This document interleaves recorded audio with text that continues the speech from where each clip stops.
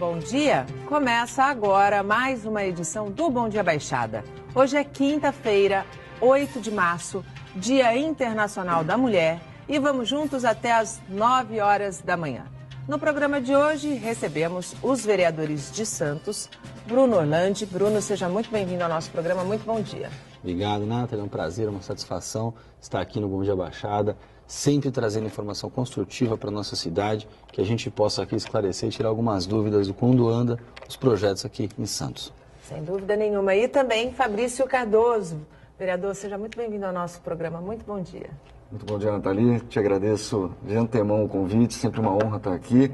Ainda mais um dia tão especial como o de hoje, Dia das Mulheres.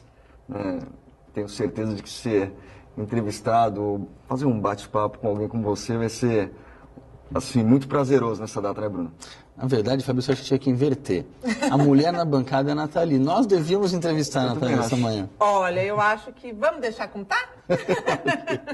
E a partir de agora você também pode participar do nosso programa através do WhatsApp, que é o 13988779496, ou pela nossa fanpage no Facebook, onde transmitimos o programa simultaneamente ao vivo, pelo nosso Instagram e pelo nosso Twitter. Eu não posso começar o Dia da Mulher com dois homens na minha bancada, dois políticos, representantes do povo, sem perguntar por quê. Apesar de existir mulher na política, ainda essa presença é tão tímida. Nós sabemos, Nathalie, que é uma questão histórica e que tem mudado dia após dia, como tem que ser. A verdade é essa, a mulher tem ocupado cada vez mais o seu espaço, é importante que ela possa ocupar esse espaço, ela representa uma parcela significativa da população e tem um olhar, como todos nós sabemos, diferenciado para tudo que toca. Então, é importante sim que a gente possa estimular e incentivar cada vez mais a mulher a participar de todas as questões do país, inclusive as questões políticas. Eu vejo com bons olhos, infelizmente ainda não ocupa todo o espaço que necessita, é um percentual pequeno ainda, mas pelo menos nós temos algumas leis que garantem isso. Por exemplo, 30% dos candidatos de um partido tem que ser do sexo feminino. É importante essa garantia porque os partidos começam a buscar novas lideranças do sexo feminino. Isso é importante que a gente tenha essa garantia. Então, eu vejo com muito bons olhos a participação da mulher e que fique hoje uma forma de incentivo de Internacional da Mulher para aquelas que estão nos assistindo, que gostem de política, que queiram participar, que participem ativamente, porque a política precisa de vocês. E precisa mesmo, né, Fabrício? Precisa. O Brasil ocupou já a 115ª colocação no ranking do Banco Mundial. Então, acho que o número de mulheres na política, né, principalmente no legislativo, acho que a gente tem que dar passos maiores nessa direção. Tenho certeza de que o Bruno, assim como eu, se sente muito honrado de ter duas excelentes mulheres ali na Câmara. Audrey e Thelma. A Thelma ali com toda aquela bagagem, né, como o Bruno sempre fala, nossa sempre prefeita, né, a professora Thelma de Souza, e a Audrey, uma menina, a gente fala menina, tem 43 anos, né, mas está entrando agora, não pode falar idade. Extremamente engajada, um exemplo, eu acho que de mulher que funciona e funciona muito bem, assim como a professora Thelma, e que fazem a diferença na Câmara, né? E que motivo, né? Acho que as mulheres, até acompanhando as sessões plenárias, pensam assim, nossa, me sinto representada. E que isso motive cada vez mais, porque eu acho que 10%, que é a média, né, das mulheres na vida pública e na política, é um número muito pequeno. É muito pequeno. Vou ficar muito feliz se no próximo mandato isso aí atingir pelo menos a metade. São 21 cadeiras, no mínimo 10, 11 mulheres ali. Tenho certeza de que... Seria lindo, seria maravilhoso. Mudaria a condução da casa. Naquela casa, né? Sem dúvida nenhuma. Eu acho que, Bruno, você colocou uma questão muito importante, que é a questão da cota, né, dos 30%. Só que o desafio é permitir que essa cota, de fato, represente a participação da mulher. Né? Porque não adianta ter uma cota e a mulher ser figurante Exatamente. na política. Exatamente. Como é que a gente consegue mudar essa mentalidade? Isso tem que estar incutido dentro dos partidos mesmo, né? Sim, é verdade. Muitas vezes você tem dificuldades em achar mulheres que queiram, por exemplo, se candidatar. Às vezes você acaba colocando, os partidos acabam colocando mulheres porque incentivam, porque vejam, né, um potencial, mas muitas vezes há falta daquela que queira participar. Então a gente tem que buscar. Eu vou dar um exemplo aqui que não é na política, mas que tem feito um excelente trabalho, que é a Coronel Silvia, comandante do 6º Batalhão. Dúvida. Um exemplo de mulher, eu vi uma palestra dela no início da semana, faz um trabalho fantástico à frente do 6º Batalhão, e é importante que as mulheres, por exemplo, se espelhem nela. vão buscar uma posição de liderança, ali não é o caso da política, mas é uma autoridade, enfim, a maior autoridade da Polícia Militar na cidade de Santos, tem feito um excelente trabalho, e a mulher é a primeira mulher que comanda o 6º Batalhão, que é a história da nossa cidade. Então eu acho que isso, são exemplos como esse que vão incentivar as mulheres a cada vez mais galgar esse espaço, e quem hoje faz parte dos partidos tem que garantir essa participação, tem que dar estrutura, tem que dar toda a forma para que ela possa se candidatar, ou que ela possa participar ativamente, porque se não for assim, as mulheres não vão conseguir compensar esse erro histórico que existe no país. A vereadora de Praia Grande, a Janaína, esteve conosco no começo dessa semana e ela disse justamente isso. Não adianta achar que sola de sapato elege e resolve o problema de um candidato quando ele é candidato. É preciso ter estrutura, né? Claro, claro. Na verdade, você tem que ter dedicação, estrutura, enfim. E quando a gente fala das mulheres, como o Bruno acabou de mencionar, infelizmente isso acaba sendo uma cota. Sim. E às vezes nem elas acreditam no poder que têm. É verdade. Eu falo isso pelo PSB, algumas amigas minhas saíram candidatas e com pouquíssima estrutura conseguiram 600, 700 votos, o que é muito bom numa primeira candidatura. Então talvez, se houver um maior engajamento, tenho certeza, e estrutura, claro, a gente fala, estrutura mínima partidária, né? Exato, acho que a gente tem que colocar, talvez todos que estão em casa não acompanhem isso, mas quando nós falamos de uma estrutura, há necessidade de um advogado assinar a campanha, há necessidade de um contador. Existem muitas questões técnicas que as pessoas que nunca participaram, normal, isso, desconhecem. E a mulher, quando entra, também não desconhece, também desconhece isso como homem. Claro. Então, há a importância de profissionais técnicos que garantam um mínimo de estrutura que um partido pode proporcionar para que essas mulheres saiam e que a gente tenha, de fato, uma representação feminina como deve ser feita. Como o PSB e PSDB trabalham para que esse cenário mude? Eu vejo o PSB, sempre que faz as convenções no PSB Mulher, cada vez reunir mais mulheres para discutir não só a questão política local, mas sim a posição da mulher dentro do partido. Isso eu acho muito importante. Sei que o PSB também faz esse tipo de trabalho. E enquanto vereador, eu até brinco, meu gabinete ele é, na sua grande maioria, composto por mulheres. Olha que bom! A maioria absoluta, na verdade. E eu brinco com elas porque, além da sensibilidade, né, são muito competentes, técnicas, e eu vejo que, às vezes, elas vão despontando algumas coisas, assim, um sentimento mais engajado, e eu falo, olha, se vocês tiverem essa condição, estou falando até agora, fugir um pouco do PSB, mas se vocês gostarem, vocês têm total apoio meu para numa próxima saída, independente de estarem comigo, melhor ainda, a gente vai caminhar juntos, né, em busca de um único objetivo. Então, assim, eu acho que eu, Fabrício, costumo incentivar constantemente a minha equipe, costumo incentivar as minhas amigas, e vejo que o PSB tem exercido um papel muito importante nesse segmento. A gente, por ano, cerca de 4 ou 5 reuniões são feitas exclusivamente para mulheres. Isso é muito bacana. E a participação das mulheres tem aumentado muito nessas reuniões? Elas têm até gostado porque, no caso, o PSB Mulher, como ele que promove essas reuniões, sim, eles usam temas, né, assuntos ali que são muito pertinentes e acabam atraindo as mulheres, tanto pelo assunto que às vezes não é político e lá se transforma, né, assim, demonstrando o interesse maior, né, no partido e assim já afiliando naquele momento outras pessoas que começam a se interessar também e cada vez vão trazendo mais mulheres para o partido. Isso é muito importante porque a gente vai ter uma quantidade melhor e talvez mais qualificada de mulheres numa próxima eleição. Sem dúvida. O PSDB age assim também? Da mesma forma. O PSDB ele se dividiu em secretariados internos e um desses é o PSDB Mulher. Então, tem que ser feito esse trabalho. Uma das ativistas grandes dentro do partido é a Ana Bianca, sempre fez um trabalho, é conhecidíssima na região, faz essa diferença. E o Fabrício falando aqui, eu retorno da mesma maneira. Meu gabinete também composto, na sua maioria, por mulheres. Que bom, é verdade, que bom, verdade. Que bom. Fica aqui até um beijo a todas elas, porque fazem um trabalho diferenciado. Acho que são mais criteriosas, não são? Eu acho que toda mulher... Mais detalhista. É detalhista e quando ela se compromete a fazer aquilo, sim, não tem o que impeça dela chegar a alcançar aquele objetivo. Então é importante, e a vida política, a gente fala de candidatura, lógico, mas não se resume só a isso. Se nós pensarmos, por exemplo, no executivo, em trabalhos técnicos, a gente brinca que candidatar é muito complicado, mas o bastidor também é. Aquele que assessora ou aquele que faz o trabalho mais técnico. E eu quero dar um exemplo aqui na Prefeitura de Santos.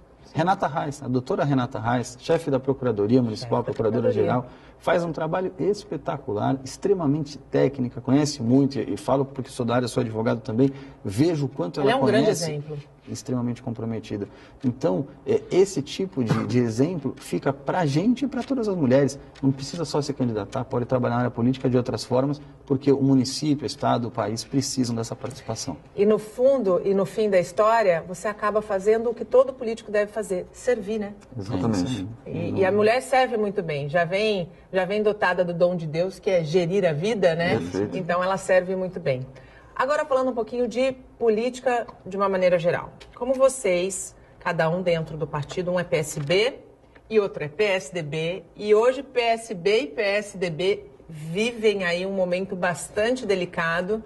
Como é que vocês estão enxergando o caminhar dessa história? Hoje, possivelmente, a gente possa ter a presença do Dória no Guarujá, que já manifestou a vontade, quer sair pré-candidato pelo PSDB ao governo do estado, e temos Márcio França sentado, né, na cadeira de governador a partir de abril. Havia antes um consenso, hoje esse diálogo já é outro. Como é que vocês estão enxergando esses bastidores? Olha, eu acho que a continuidade do Márcio França, a tentativa dele é totalmente legítima de se candidatar, é natural, né, foi algo que foi acordado lá atrás, à época do governo do estado, né, conversando com o Geraldo Alckmin. E talvez para o PSB, eu entendo também o lado para o PSDB, eu entendo o lado do Dória tentar ser candidato, porque São Paulo, eu acho que é o que move o país, na verdade, né?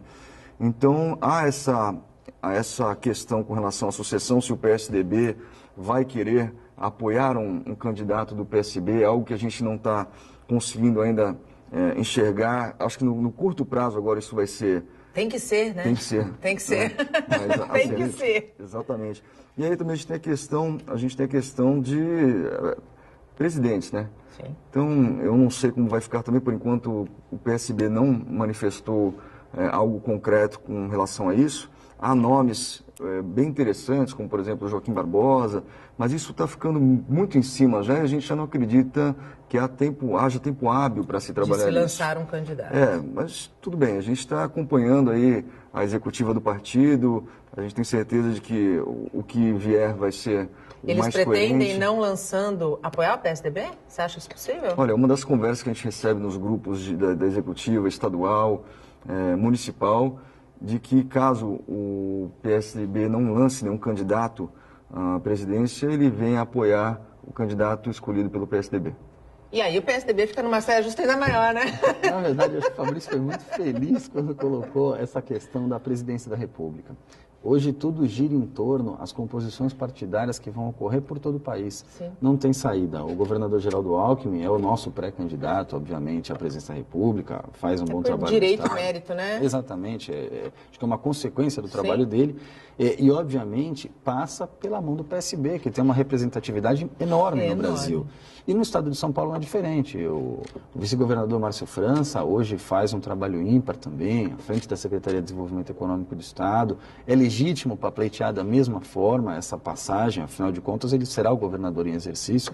E o prefeito Dória hoje tem essa vontade, tem colocado isso publicamente, ainda que legítimo, há um mandato, ao terceiro maior orçamento do país.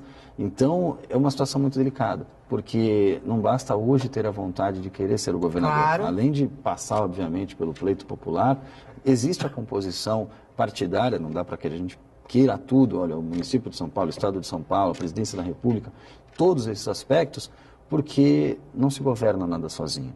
Sim. Há necessidade de composição, até porque governar é representar a população, é fazer escolhas, mas essa escolha é pluri. Você tem que observar os diversos lados. O PSDB representa uma parcela, o PSB representa outra parcela, o homem representa uma parcela, a mulher representa outra parcela. Então é importante que a gente tenha clareza na hora de fazer essa escolha, que até o presente momento ainda é indefinida. É indefinida. Você, como... e eu vou te fazer uma pergunta, se você se sinta à vontade para respondê-la ou para não respondê-la, Já ok? percebi que é capciosa. Na sua opinião, enquanto filiado ao PSDB, você acha a ideia do Dória, enquanto prefeito de São Paulo, cumprindo o seu primeiro mandato na vida pública, adequada? Ele não cumprir até o final, pelo menos o primeiro mandato da vida pública dele, se lançar o governo do Estado? Você acha isso uma estratégia adequada? Me incomoda um pouco o sair do mandato. Eu não tenho dúvida que ele tem capacidade para ser governador do Estado de São Paulo, prefeito, obviamente, como é do estado, da cidade de São Paulo. Esse tipo de dúvida não trago hoje. A dúvida que eu tenho é o sair do mandato popular. E é o primeiro, né? Essa é a dificuldade. A gente vê com muito receio esse tipo de circunstância. Eu não estou dizendo aqui que seja certo ou errado, mas causa preocupação. Claro. Há, de fato, um compromisso, às vezes é um momento, às vezes a população clama para que seja feita essa construção, essa saída para uma vaga maior no estado de São Paulo, pelo número de representantes. Mas fica a minha preocupação. Eu não sei se hoje esse é o melhor caminho. Acho que o PSDB tem que discutir isso internamente, tem que conversar se de fato haverá um candidato pelo PSDB ao governo. Tem que ser discutido se de fato o Dória é o melhor nome hoje por conta de possuir um mandato, não pelo conhecimento que tem, porque isso é indiscutível, ele tem a capacidade, já provou. Mas existem excelentes quadros também dentro do próprio PSDB. Claro. Então, esse tipo de discussão tem que ser levada à tona para que a gente possa chegar no momento final, e que está chegando esse momento, e posicionar. Até porque o PSDB faz um bom trabalho no governo do Estado, tem aí anos à frente levando os maiores índices do Estado, a melhor economia, a gente tem conseguido travar um bom exemplo para o Brasil e o Estado de São Paulo tem que continuar assim. Então, que a gente possa conversar e ter hoje, seja como candidato principal, seja como coligado, um nome que possa, de fato, continuar esse trabalho dentro desse momento que o país vive. Até porque, num processo eleitoral tão curto, a coligação, ela... Fundamental, né? Ela garante maior tempo de exposição embora a gente hoje tenha as redes sociais, que são grandes aliadas e certamente serão as principais aliadas nessa campanha eleitoral, a televisão ainda é muito impactante, né? Muito importante, nunca pode ser descartada, né? Até porque é algo que chega mais fácil em todas as casas. Esse horário eleitoral, entre aspas, gratuito, ele acaba trazendo informações e mostrando quem é aquele candidato, os planos de governo que ele pretende estabelecer. É algo fundamental e só é permitido se fazer isso através de acordos, não adianta, né? Se não houver essas junções, por exemplo, o Márcio França, com essas costuras que ele tem feito, com os pequenos e médios partidos, tem maior tempo de televisão. Então, isso você vê o quão importante é que seja negociado para que possa divulgar o que se pretende ser feito. E se me permite, eu acho que tem uma questão que o Márcio, no nosso caso aqui, ele acaba saindo na frente. Ele é da região. Ele é da região, ele é filho da terra. A nossa preocupação é o quanto haverá um olhar para a Baixada Santista. Todos nós sabemos da importância de investimentos estaduais e nacionais quando se tem um orçamento apertado como os municípios têm. Sem dúvida. Talvez isso, para nós aqui da Baixada Santista, seja um diferencial. Sem dúvida nenhuma. Algum de vocês sai candidato nessas eleições? Não, de forma alguma. Na verdade, também, eu sempre questiono isso, né, de outros amigos que pretendem se lançar a deputado, sendo que estão no primeiro mandato. Eu acho que a gente tem não só o aprendizado, né? Eu acho que num primeiro mandato, por mais que você conheça a teoria da coisa, a prática só vem com o dia a dia, com o caminhar. E é muito cedo, fora o compromisso que você tem. Eu acho que a questão do compromisso com a população... É um voto de confiança, É um voto de confiança. E quando você pede a confiança, você pede o eleitor. Você foi eleito ali para ser vereador. Eu acho que principalmente no primeiro mandato, você tem que cumprir de ponta a ponta. Talvez no segundo mandato, já com experiência, e já deixando claro desde o início que se houver uma melhora na votação, se você sentir que a população deseja que você cresça politicamente, tenha teoricamente mais poderes para poder ajudar a cidade de outras formas, aí você caminha junto nesse sentido. Agora, parar no meio do primeiro mandato, né, Bruno, eu acho que não é nem um pouco viável, porque você quebra a confiança daqueles que depositaram em ti um voto para mudança, para vereança, para o Legislativo Santista. Exatamente, eu vejo da mesma forma, eu acho que o compromisso com o vereador eleito, em exercer o seu mandato, em fazer aquele trabalho. Não vejo descompromisso em, eventualmente, ele suprir uma outra função. Acho que o governo faz parte disso. Agora, sair candidato para um outro cargo num primeiro mandato, eu acho que é um pouco a mais. Eu acho que o vereador tem a condição. Eu e o Fabrício estamos na Câmara hoje, enfim, tentando, né, trabalhar todos aqueles desafios que a gente encontra, que não são poucos. Que não são poucos, então, exatamente. Sair daquele plenário hoje para tentar um novo cargo eletivo, não creio que seja o momento, não o farei, e tenho certeza que o Fabrício também não. Enfim, acho que a gente está ali para um compromisso maior. Sem dúvida, representar e honrar o voto que foi conquistado nas urnas, Com né? certeza. O Bom Dia Baixada vai para um rápido intervalo. No próximo bloco a gente segue conversando com os vereadores de Santos, Bruno Orlandi e Fabrício Cardoso. Não saia daí. O Bom Dia Baixada está de volta e abrimos o segundo bloco com as notícias da região. Você já reparou a quantidade de barulho que houve durante o dia? Pois é, a poluição sonora pode trazer danos permanentes à audição. Veja na reportagem de Fabiano Roma. Todos os dias somos bombardeados por sons.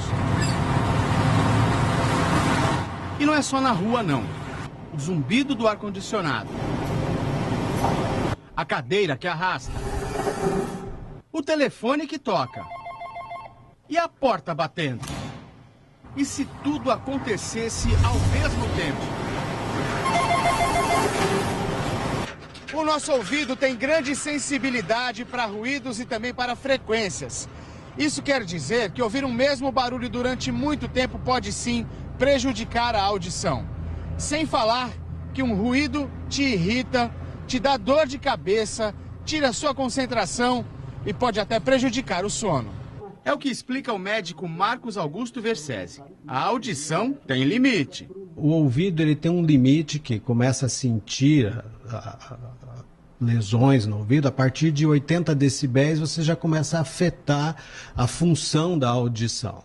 E também, se você ficar por longos períodos exposto a um ruído, mesmo que ele seja um ruído de baixa intensidade, você também pode gerar uma lesão na sua audição no futuro. Mas tem uma situação que pode prejudicar ainda mais. E é fácil de encontrar. Tem gente que não desgruda do fone de ouvido. E o volume? Bem alto. Não prejudica, não? Não, até agora tá tudo certo. Acostumou até? Acostumei já.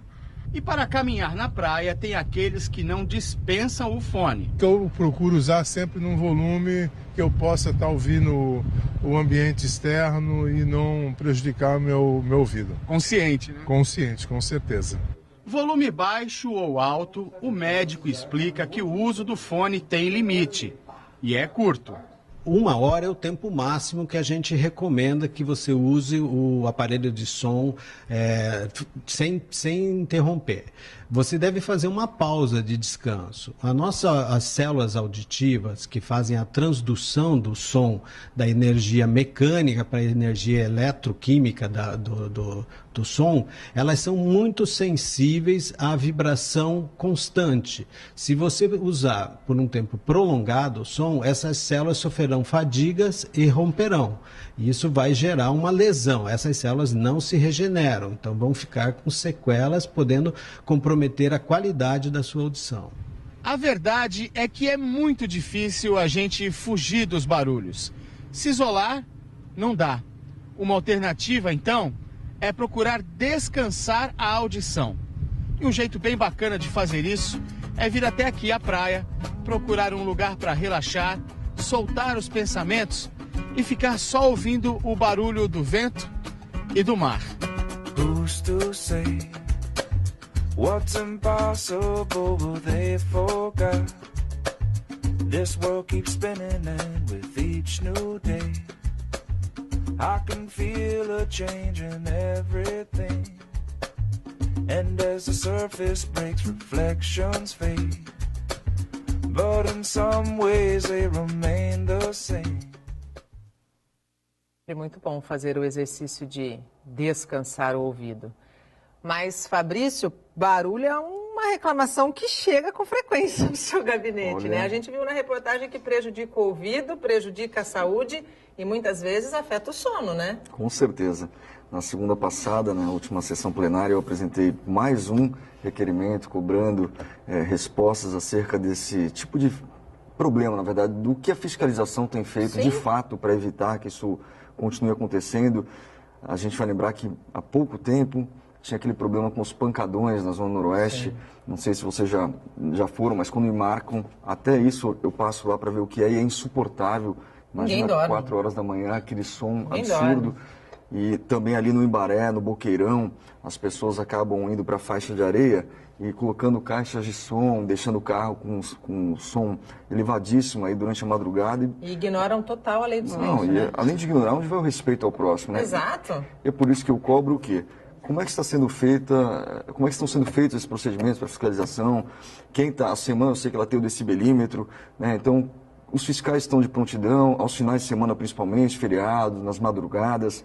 Eu questionei lá quais foram as últimas medições feitas, quais foram as últimas autuações feitas, porque é impossível, com a quantidade de reclamações que eu recebo no gabinete, que nada esteja acontecendo. Chega no local, porque às vezes o que eles dizem? Chegam no local, subtraem as caixas ou pedem para baixar o volume, vão embora e voltam de novo, segundo os munícipes falam. Pedir para baixar o volume... A gente precisa... É para inglês ver, né? É lógico, a gente precisa de pulso firme e saber de fato o que está acontecendo. Que haja, então, rondas ali mais constantes da Guarda Municipal, que a semana, assim que vier essa resposta do requerimento, a gente vai poder saber de fato o que está ocorrendo para poder dar continuidade. A cobrança, que a gente sempre fala, ela não para num primeiro instante. Você tem que ter um embasamento daquelas respostas para poder dar continuidade e exigir que aquilo de fato ocorra. Convocar uma audiência pública novamente, com a Guarda Municipal, com os representantes da Guarda Municipal, da Secretaria do Meio Ambiente, de posturas, enfim, quem tiver ali envolvido, quem puder contribuir para que a gente consiga resultados de fato. E não, como você falou, para inglês ver. Olha, a gente passou no local, a gente tem aqui o número da ocorrência. Não adianta passar no local. Não adianta passar no local e pedir para baixar. A pessoa vai baixar, a hora que você virar as costas, ela vai aumentar. Tem que resolver. Imagina, a pessoa, tem gente que acorda ali 5 horas da manhã. Exato. E até às 6 horas tem o barulho na praia e não é. Às vezes, alguns podem estar, alguns espectadores podem estar aí pensando em barulho de conversas na praia. Não é esse o fato, é som alto mesmo, falta de respeito. Não tem nem o que falar, a gente tem que acabar com isso de vez. Né? Aí outros falam, na postagem comentam às vezes, Fabrício, uma cidade velha não é cidade velha, uma cidade onde tem que ser respeitada a lei do silêncio. Ponto. Qualquer cidade tem a lei do silêncio. Não significa que é porque aqui tem mais idosos que está se pedindo para que as pessoas deixem de se divertir. Se divirtam com responsabilidade, respeitando o limite do próximo. O seu limite acaba quando começa do outro. Né? É exatamente isso. As pessoas têm que ter a responsabilidade nesse sentido. Lógico que todo mundo pode se divertir na via da praia. A gente acabou de ver o Negrelli passando, andando, caminhando, isso é importante. Agora, fazer pancadão no meio da madrugada é um desrespeito ao trabalhador, aquele que vai estudar logo manhã cedo. A gente fala tanto da educação. Como é que a pessoa vai estudar se ela às 7 horas da manhã está escutando pancadão, não conseguiu dormir a madrugada inteira? Se tivéssemos uma educação de qualidade, esses problemas não existiriam, né? É o pressuposto, né? É a base, é a educação que transforma. E então, nesse caso, e eu acho que o Fabrício está coberto de razão, que a gente precisa, sim, a audiência pública, trabalhar em cima, para que sejam efetuadas forças-tarefas. Faz uma equipe multidisciplinar, avalia, vai até os fatos, lógico que às vezes é muito complicado, você tem milhares de pessoas envolvidas, sim, não é tão simples, mas os profissionais têm habilidade para isso, para que eles vão até o lugar, façam essa força-tarefa e, se necessário for, apreendam os equipamentos de som, a tecnologia é bem-vinda, mas para bom senso. Esse apoio da Polícia Militar, né, se de repente a gente está falando de um pancadão, de milhares de pessoas, esse apoio da Polícia Militar para que possam intervir, né? É importantíssimo. E às vezes a gente pensa que só o pancadão traz milhares de pessoas. A orla da praia. Milhares de pessoas. Com uma simples caixa de som, um carro aqui, mais alguns amigos ali na frente, ela já proporciona essa reunião. Então a gente tem que tomar cuidado, sim, e eventualmente, se necessário, uma força-tarefa que possa fazer a diferença e eventualmente aprender, responsabilizar. O Estado está aqui para isso, é para fazer de fato essa cobrança, para que a gente possa viver em comunhão em todos aqui. E falando em força-tarefa, aproveitando o gancho do Bruno, eu questionei, solicitei ao secretário Delbel que fosse feito, assim como em Sorocaba, uma força-tarefa também com relação a essas motos que andam com escapamento aberto. Lá perto da minha rua, Rua Clóvis Bevilacqua, passa lá pelo menos umas 3 vezes por semana, 2, 3 horas da manhã. Então, é um absurdo. E se durante o dia já é praticamente insuportável, à noite eu acordo, minha filha acorda, uma criança de 5 anos, é um absurdo. Em Sorocaba eles fazem uma força-tarefa constante, que é a Guarda Municipal, a CT e a Polícia Militar. E ali, com o decibelímetro, eles conseguem verificar o problema com esses escapamentos e já autua, já recolhe a moto. Tem que ser assim, não adianta, né? Se depender, a CT ela não tem a força para parar, nem a Guarda. Então você precisa da Polícia Militar para fazer isso. Tem. Aí, uma das forças tem o decibelímetro, então você consegue em conjunto, realmente, sanar, porque se você começa a fazer constantemente esse tipo de procedimento, uma hora o pessoal fala, poxa, não vale mais a pena fazer isso. E olha só que situação que a gente chega. Tem toda a razão, Fabrício, acho que tem que aprender mesmo, é um absurdo, é um incômodo, tem que realmente tirar para o cidadão possa descansar na sua casa e trabalhar no dia seguinte. Mas a que ponto a gente chega? Nós temos que tirar um policial militar que faz um trabalho de repressão ao crime, que vai à periferia muitas vezes, que vai à Orla da Praia, que vai em todos os lugares. E aí a gente volta à educação. É exatamente esse o ponto. Volta à educação. Por quê? Porque alguém tem que ter um escapamento furado ou aberto para seu bel prazer incomodar os outros. Quer dizer, não tem explicação para isso, não tem um raciocínio lógico. E aí você tira um policial militar treinado para que possa fazer a segurança, porque tem que parar esse tipo de pessoa que quer fazer barulho na noite, na madrugada, enfim, perto de hospitais. É lamentável, a gente tem que fazer. Mas você acaba tirando a força policial, que está ali garantindo a segurança. Os nossos índices criminais da Baixada, principalmente em Santos, baixaram nas últimas décadas, a gente tem conseguido bons resultados, mas você tira um policial para aquilo. É necessário? Tem que ser feito? Tem. Mas se tinha educação aqui atrás, há 30 anos atrás, a gente estaria numa condição diferente hoje. E já que a gente chegou na educação, esse é um assunto e é um tema que eu gosto muito. Eu sei que vocês dois são muito dedicados a esse segmento. Dentro da tua atuação, das tuas ações enquanto vereador, Bruno, o que você tem percebido de maior desafio dentro da nossa educação municipal? Eu vejo, a primeira delas é que a gente consiga colocar as escolas todas em período integral.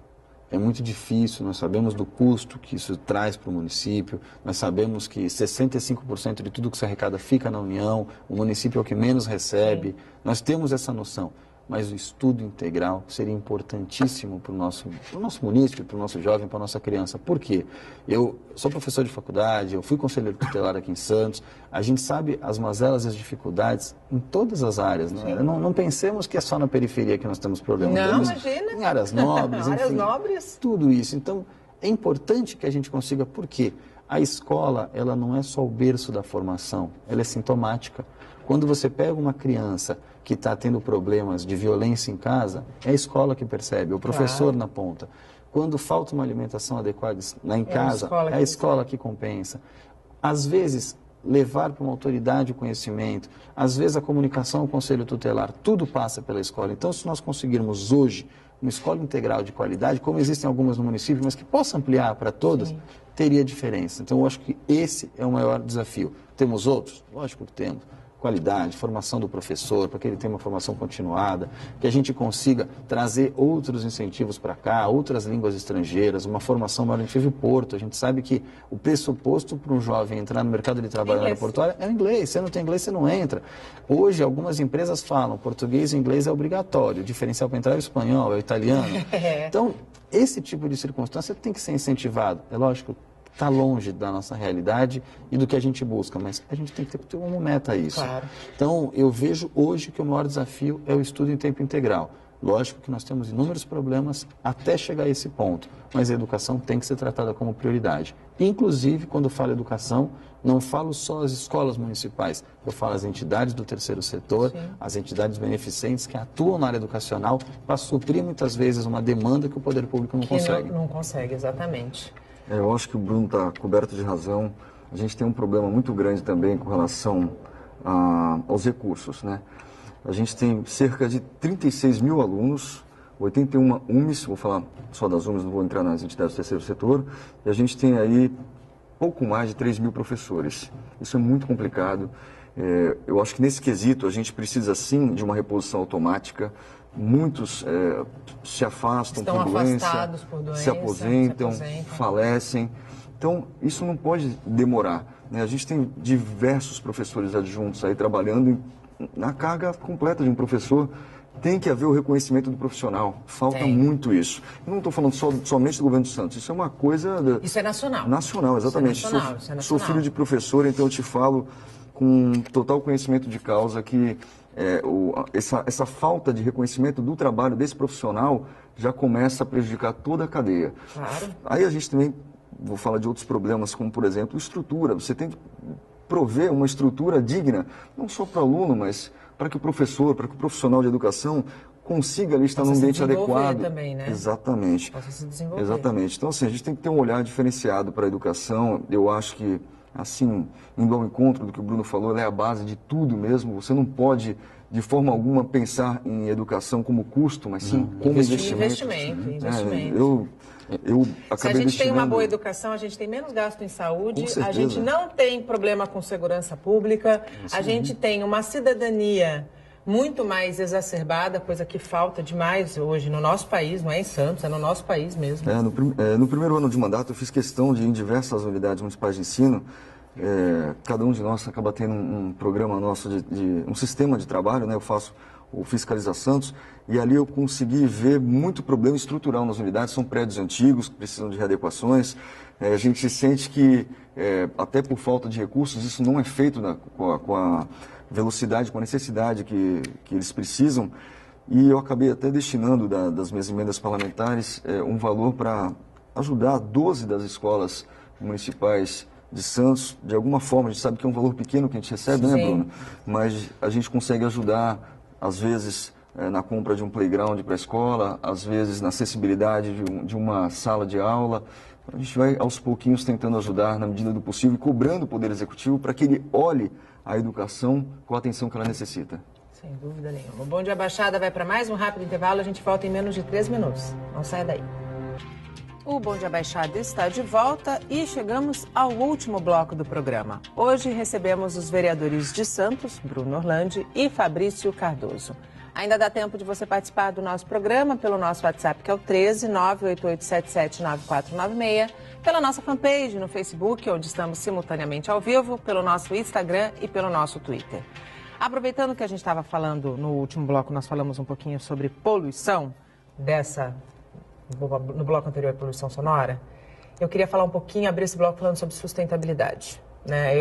A gente já fez diversos programas aqui falando sobre o lixo. Eu acredito que o lixo seja realmente um dos maiores desafios desse século. Santos e a maior parte das cidades da Baixada Santista vive um desafio em virtude de um esgotamento do aterro sanitário. Como é que a Câmara está acompanhando essa situação que, ano passado, se ela já era urgente, agora, né, a gente sabe que tem um plano, um estudo, mas esse estudo já está atrasado para sair para a prática, né? É uma grande preocupação, Thalita. Eu tive recentemente, no ano passado, no aterro sanitário, verificando as condições. Eu fui em loco até lá. Realmente, o trabalho ali tem sido efetuado dentro dos padrões colocados, mas ele está esgotando. Hoje, ele não consegue sobreviver por muito mais tempo. Sabemos que o Ministério Público acompanha isso de cátedra, sabemos que os prazos foram alongados, tem sido, mas de 2020 eu não acredito que passe. Não passa. A gente está no limite. Hoje, nós temos que ter uma política de resíduos sólidos muito mais voltada à sustentabilidade. Não podemos fazer diferente. A gente tem muita arrecadação de lixo em todos os municípios da Baixada Santista. Muita produção, né? A gente ainda produz muito lixo. E recicla muito pouco. Muito pouco. A gente poderia reciclar muito mais. A gente poderia ter uma destinação ao lixo muito maior.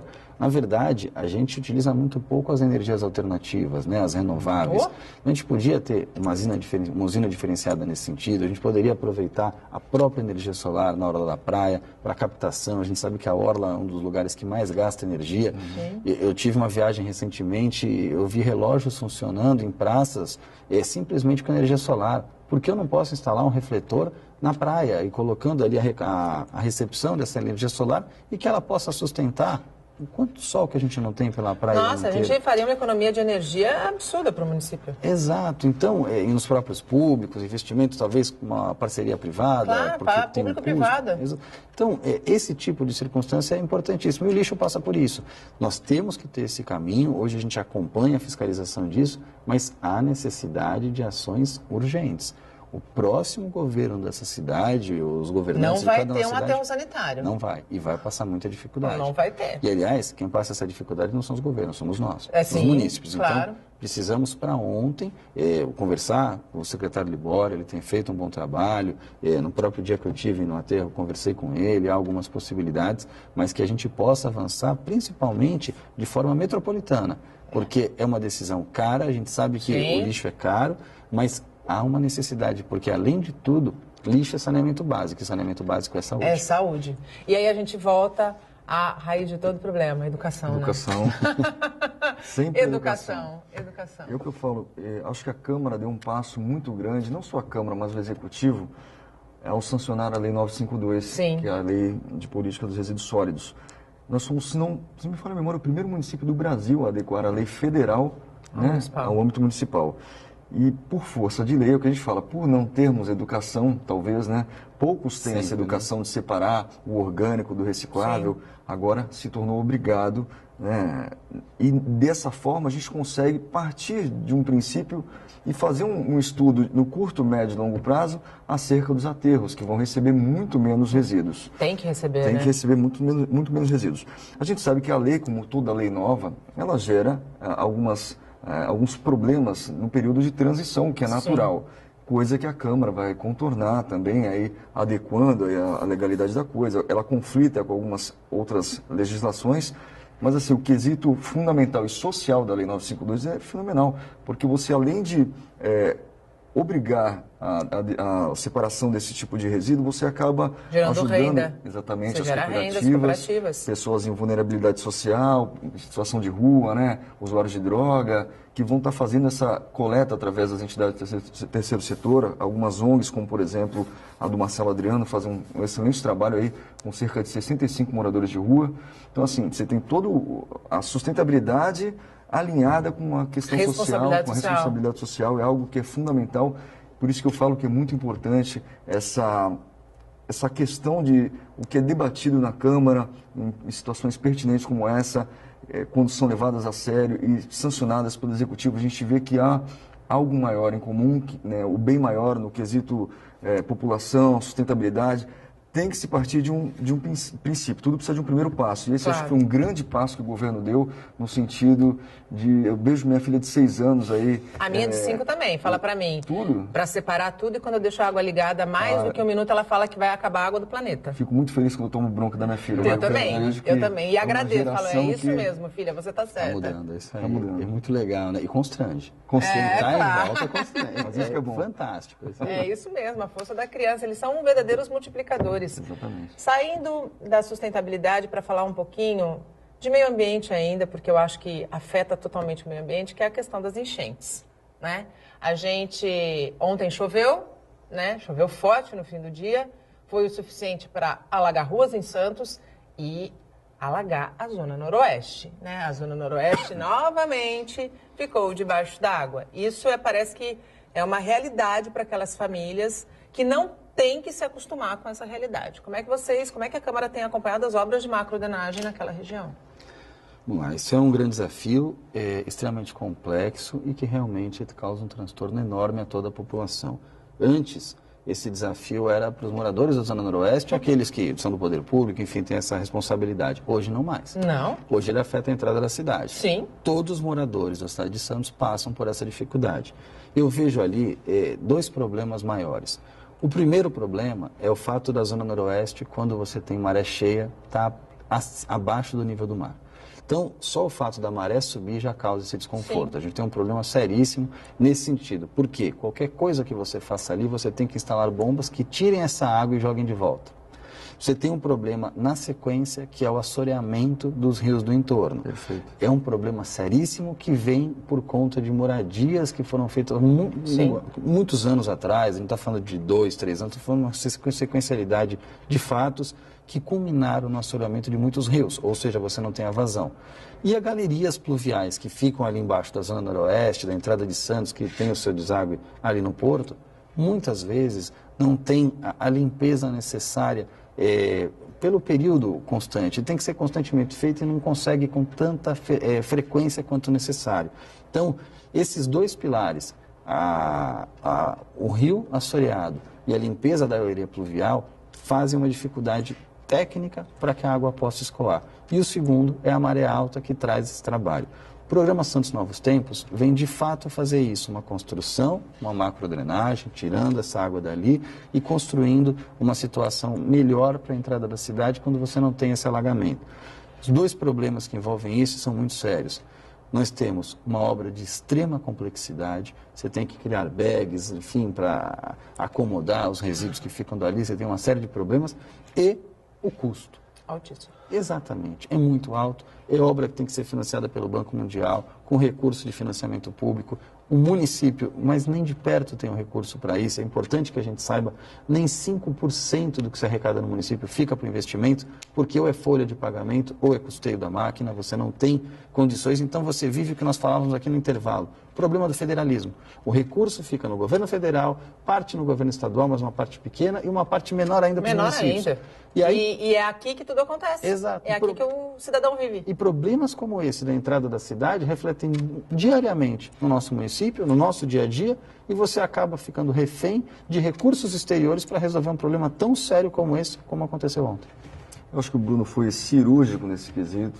É uma pena que a gente não consiga dar uma data, que não se obtenha uma data, porque a vida dessas pessoas que moram na Zona Noroeste, claro que a entrada, como você falou, a entrada de Santos, passando por esses problemas, atrapalha todos os munícipes daqui. Atrapalha os munícipes e atrapalha o Porto de Santos. Porto de Santos, economia. Mas principalmente para quem mora lá. É um pecado essas pessoas mais estarem sente, aí né? aguardando, entra governo, sai governo, novas promessas, a gente sabe de todos os problemas, mas é preciso que de fato aconteça algo que mude a vida dessas pessoas, que não aguentam mais. Como o Bruno falou, não precisa, qualquer chuvinha já alaga. Qualquer chuvinha. E se não chover, quando a maré sobe, também alaga. Alaga. E a gente também tem um problema aqui nas comportas aqui da nossa hora da praia, que por falta de manutenção, por falta de investimento, também acabam agora trazendo um problema de fácil resolução e que tem assim, gerado um transtorno absurdo na vida de comerciantes e pessoas que residem naquele local. Então o problema se tornou... Crônico. É isso aí. Crônico, exatamente isso. E a gente precisa sanar isso. Começa então do mais fácil para o mais difícil, não sei, mas cobra mais o governo federal, como você falou, né, Bruno? Precisa de investimento. Só que a população não aguenta mais que a gente fique falando, olha, a gente... Vai fazer isso, vai fazer aquilo, a gente promete isso, promete aquilo. Resolva, né? Precisa fazer. Gente, o nosso tempo acabou. Apesar de ser Dia da Mulher, foi um grande prazer dividir a bancada com 2 homens, 2 representantes do povo, 2 jovens políticos. Eu acredito que a política precisa dessa renovação, precisa dessa oxigenação, porque senão a gente vai continuar vivendo mais do mesmo.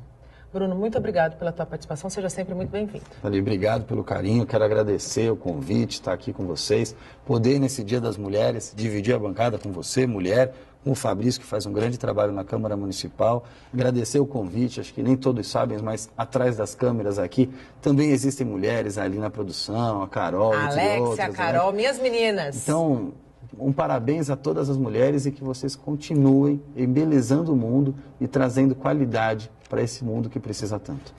Fabrício, muito obrigado pela tua participação mais uma vez. Eu que agradeço mais uma vez o convite, uma honra estar aqui. O Bruno é um grande companheiro, um amigo de plenário, amigo meu e companheiro de plenário. Então, quando eu soube que era ele que ia estar presente, fiquei muito feliz. E, claro que não posso deixar de falar dessa data tão importante. Queria que tivessem mais mulheres aqui, mas temos 3 aqui, 4, né? Então, já não somos maioria. Isso é bom.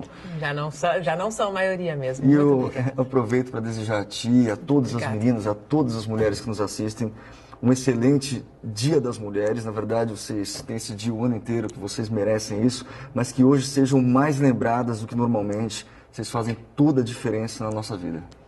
E antes de encerrar, eu não poderia deixar de homenagear todas as mulheres. Eu, particularmente, assim como Fabrício, acredito que Dia da Mulher são todos os dias. Mulher é mais forte que rocha, sabe ser dona de casa, esposa, executiva e ainda não perde a sensibilidade. Que bom que hoje nós, mulheres, estamos tendo a oportunidade de nos empoderarmos. Melhor, de buscarmos um espaço que sempre nos coube. Não tem essa de que homem é melhor do que mulher ou vice-versa. A luta é para que sejamos tratadas da mesma maneira, tenhamos as mesmas oportunidades. Porque, afinal, podemos crescer juntos, lado a lado. Todo homem bem-sucedido tem ao lado e não atrás a companhia de uma mulher. Não é à toa que no jogo de xadrez, bem como no jogo da vida, a dama é a peça mais forte. Eu volto amanhã, a partir das 8 horas da manhã.